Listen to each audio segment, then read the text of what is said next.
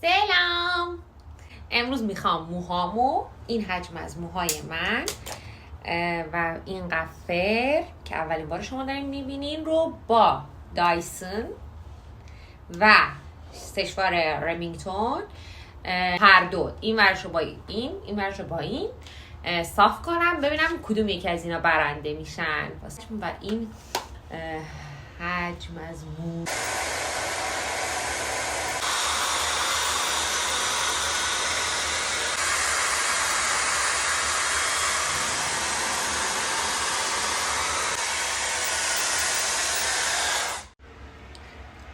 تا اینجا نمره قبولی به نظرم نگرفت. فعلا میریم برای این ور کار.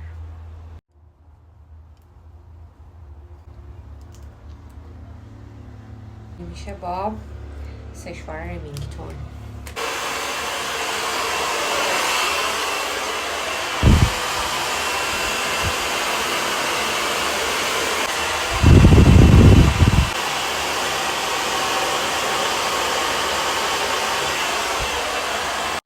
ببین در یک تایم مساوی این وریه که دایسن، این وقتی که رمینگتون صاف کرد، یعنی یکسان، مناسب که نه یکسان.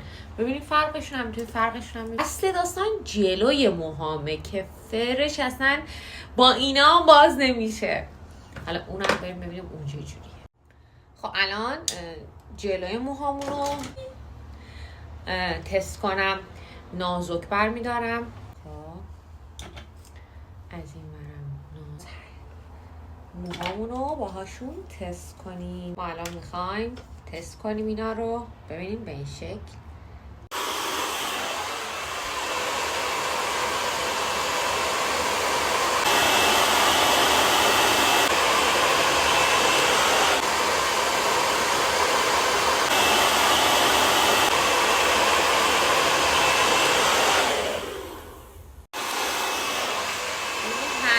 درگیرم، هنوز صاف کاملا نشده.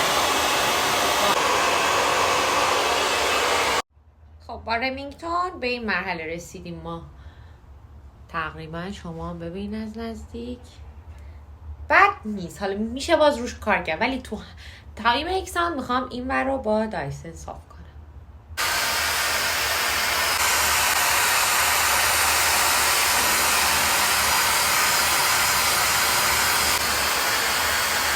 کلن رمینگتون صافتر میکنه، کراتین طور عمل میکنه، ولی این وزتر میذاره بمونه. حتی اگه صاف هم بشه وز میمونه. میبینید ما این یه ذره واسه موها و حجم موهایی مثل من یه ذره شکست میخوره بیب، ولی رمینگتون برای حجم موهایی مثل من کراتین طور عمل میکنه.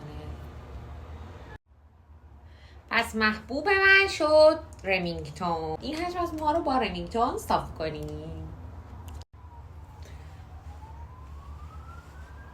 فقط جلو میتونستم تو این تایم صاف کنم تا حدودی مونه. امروز صبح موهامو باز کردم، دیشب دوش گرفته بودم. بلی میگفتم که ببین هنوز یه تیکه از موهای من خیسه. از دیروز ساعت 8 که موهامو شسته بودم، صبح بیدار شده بودم، هنوز یه قسمت از موهام خیس بود. باید به شما ببینید که چقدر من موهام حجیمه دیگه. کل تابستون باید سر کردم دیگه.